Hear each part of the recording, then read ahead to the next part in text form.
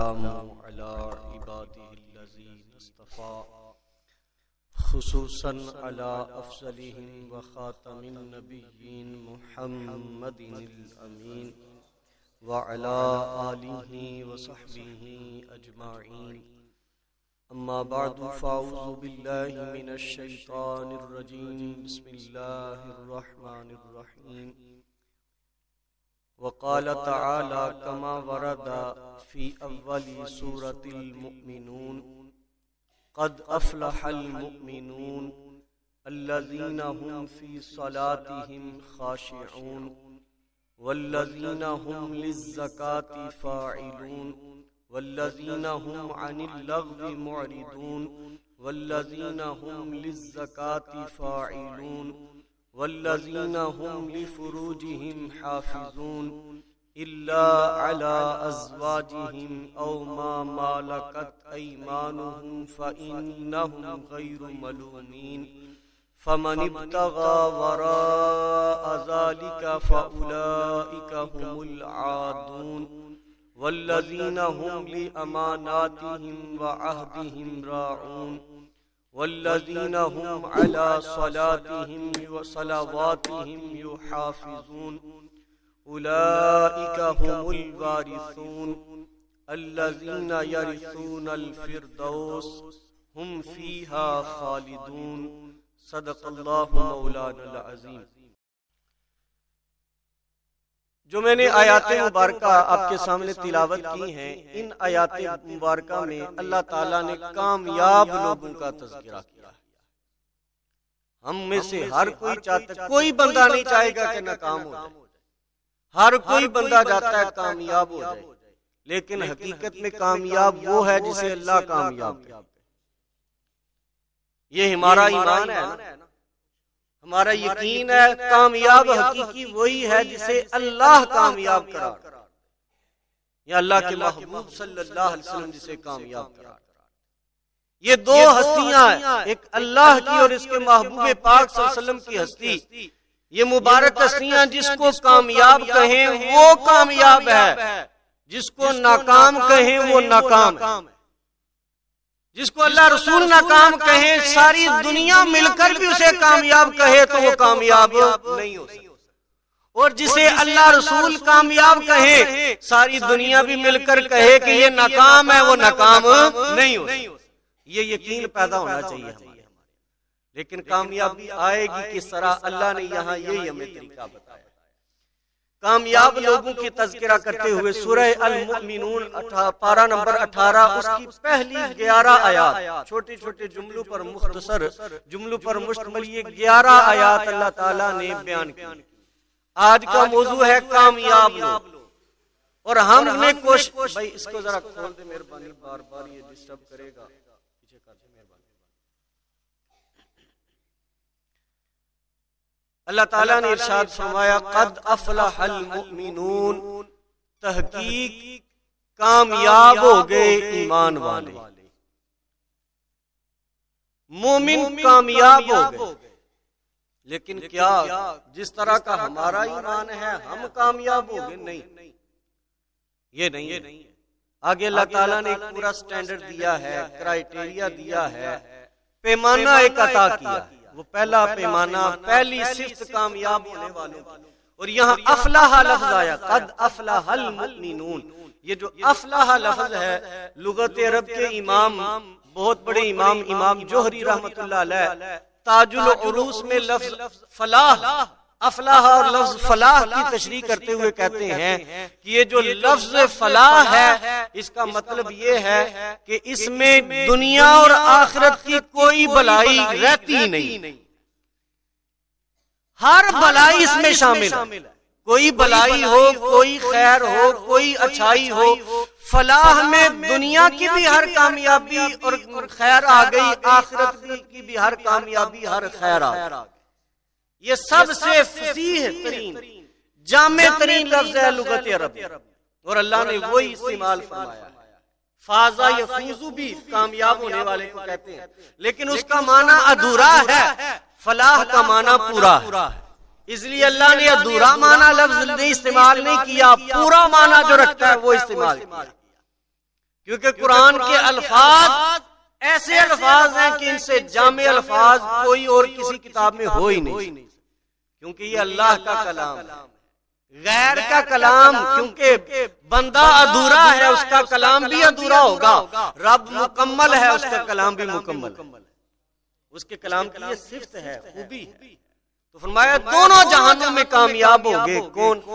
الذین هم فی صلاتہم خاشعون، وہ جو اپنی نمازوں میں عاجزی، انکساری اور عز و نیاز پیش کرتے ہیں، خشوع و خضوع اپنی نمازوں میں پیش کرتے ہیں، وہ کامیاب ہوں گے۔ پہلی سے اب آیات کا ترجمہ پہلے سن لیجیے، گفتگو دوسری آیت پہ صرف ہماری ہوگی۔ پھر ارشاد فرمایا کامیاب والذین هم عن اللغو معرضون، اور وہ کامیاب ہو گئے ایمان والے جو بے فائدہ کاموں سے منہ موڑنے والے۔ آج ذرا ہم غور کریں، ہماری زندگی بے فائدہ کاموں میں ہی لگی ہے۔ کھیل کود ایک ضرورت کے تحت اپنے جسم کو حرارت دینے کے لیے یہ جائز ہے دین، لیکن صرف بندہ کھیلتا ہی رہے یہ جائز نہیں، یہ لغو اور بے فائدہ کاموں میں آ جائے۔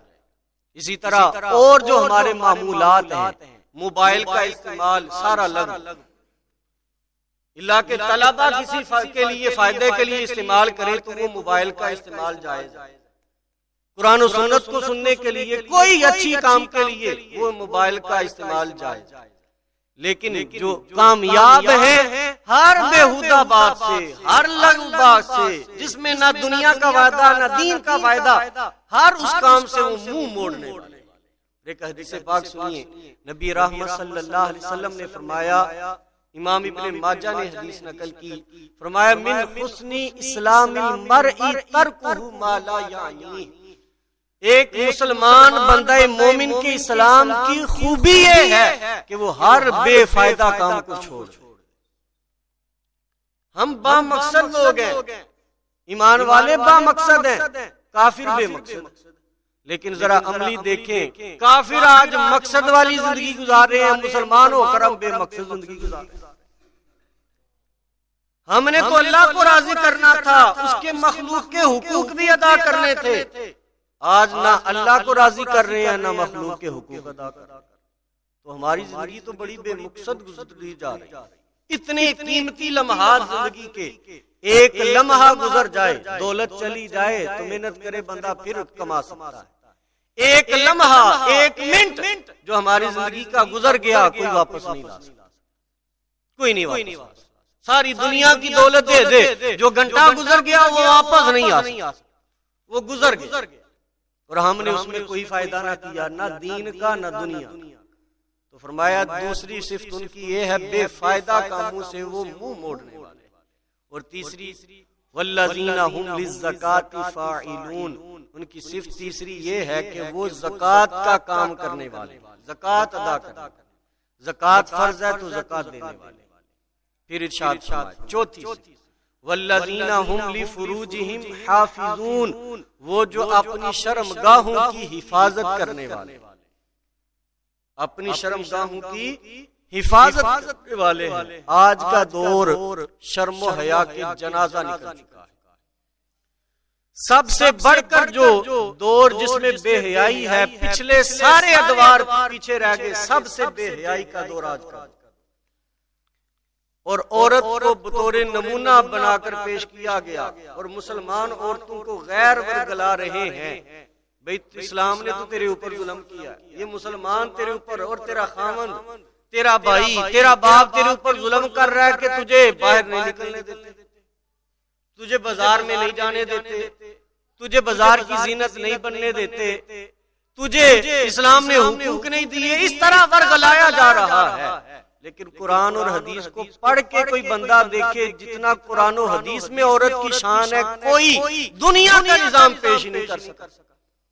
آج مغرب کے نزدیک عورت کی آزادی کا نام کیا ہے؟ عورت کو ننگا بے لباس کر کے پیش کر، کہ ایک چھوٹی سی پروڈکٹ چیز بھی اگر آپ نے بیچنی ہے تو عورت کی ننگی یا نیم برہنہ تصویر اوپر لگا کر بیچے، تو یہ تو عورت کی تذلیل ہے، یہ توہین ہے، یہ تو عورت کو کو اس کے مقام سے گرا دیا. عورت کا معنی کیا ہے؟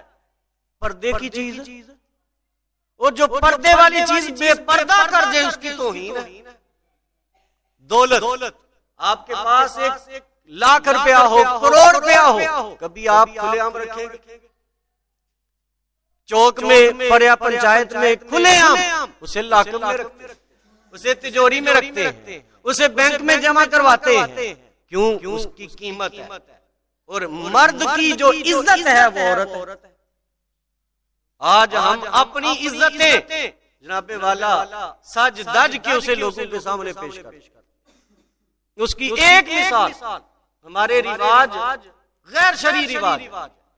شادی کے موقع پر کیا ہوتا ہے جناب والا؟ جب دلہا والے بارات آتی ہے تو کیا کرتے ہیں؟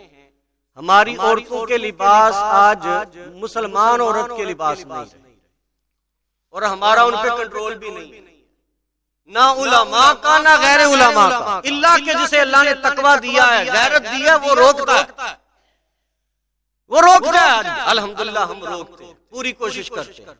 آگے پھر معاملات ان کی مرضی، ہم پوری کوشش کرتے ہیں ان معاملات کو اپنے گھر میں کوشش کرتے ہیں. جناب والا کیا کرنا ہے؟ آج جب دولہا آتا ہے، پوری بارات آتی ہے، تو ان کے اوپر جو پتیاں پھینکتے ہیں، پھول پھینکتے ہیں، وہ کون پھینکتے ہیں؟ ہماری عورتیں. ان کا لباس بھی غیر نیم برہنہ ہوتا ہے، سر پہ دوپٹہ بھی کوئی نہیں ہے، سج سنور کے سنگار کر کے غیروں کے سامنے ہم پیش نہیں کرتے. لیکن کس کے نام پر؟ رواج ہے، چال چلن، رواج ہے. تو کیا جو آئیں گے وہ ادب کی نگاہ سے کوئی دیکھے گا یا ہوس کی نگاہ سے؟ یقیناً ہوس کی نگاہ سے دیکھے گا. لیکن ہم نہیں احساس کرتے. تو کیا ہے؟ اپنے شرمگاہوں کی حفاظت.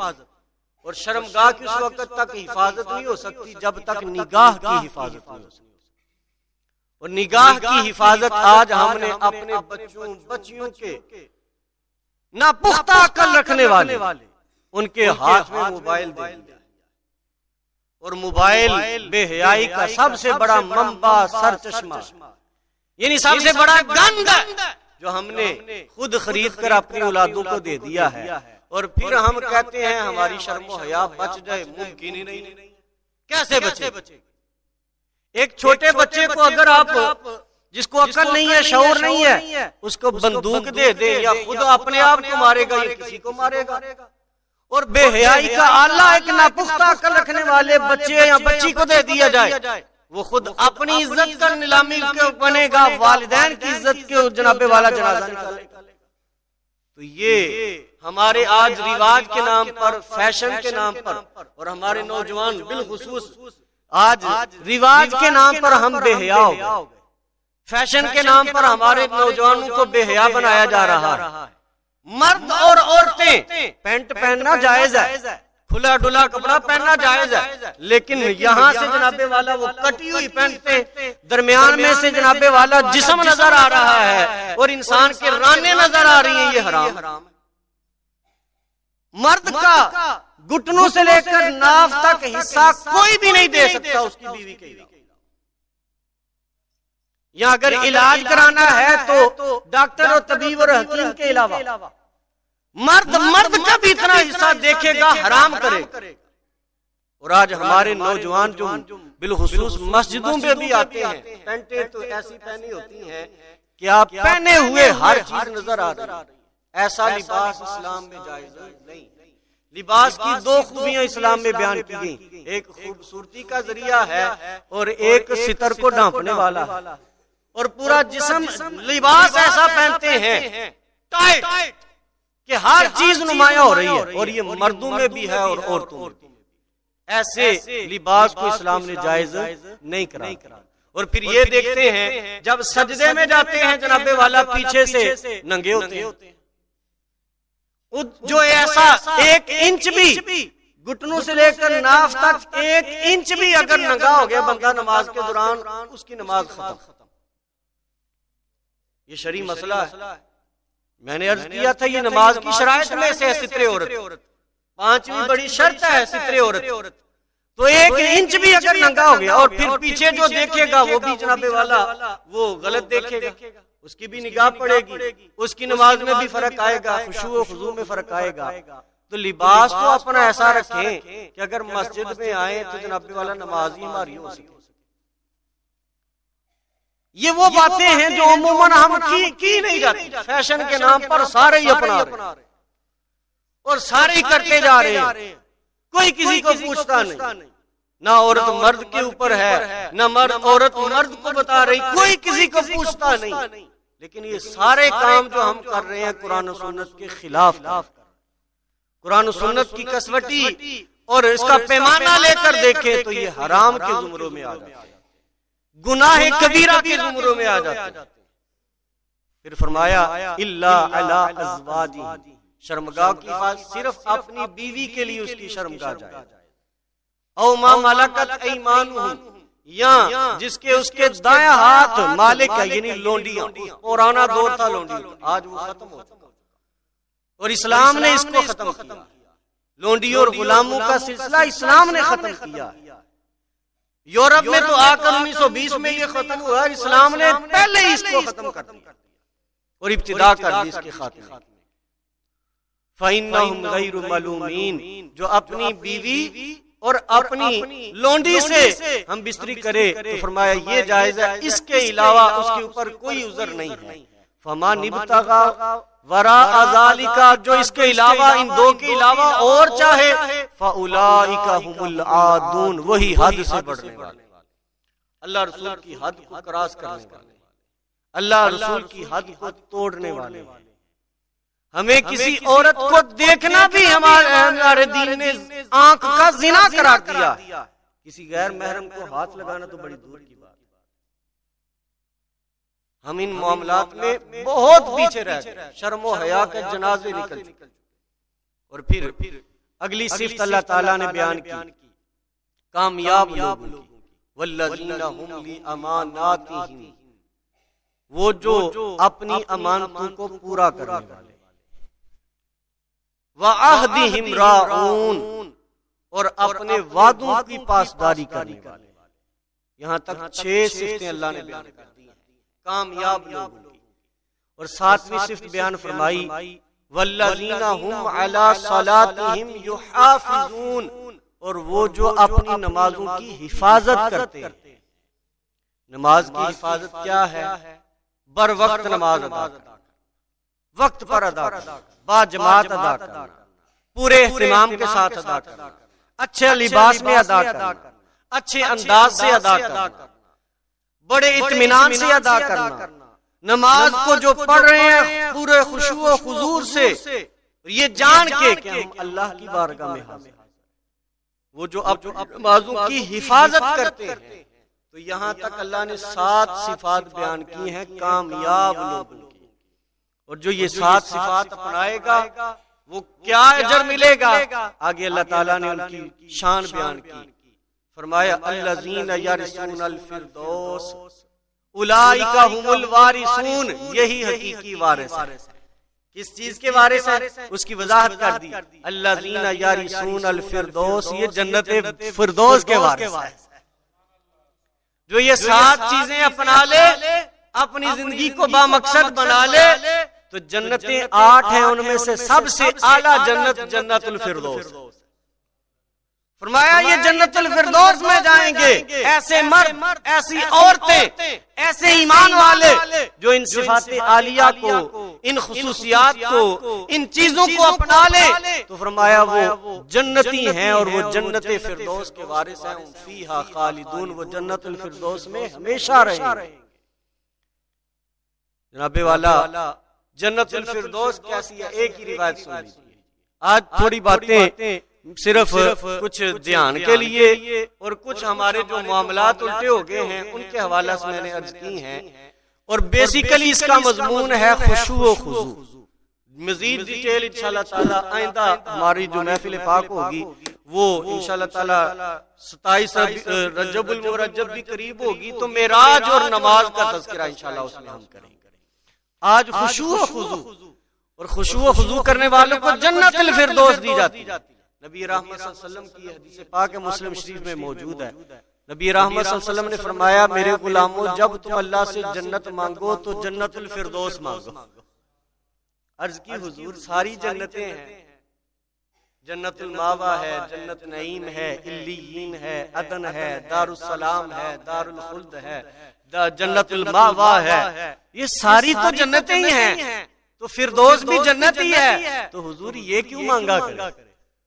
اس کی کوئی خصوصی بات بھی ہے۔ نبی رحمت صلی اللہ علیہ وسلم نے عشق کی بات اپنے غلاموں کو سکھا دی کہ جب تم جنت الفردوس میں جاؤ گے، ایک تو جنت میں جاؤ گے، اس جنت میں میں ہوں گا، میرا دیدار بھی پاؤ گے،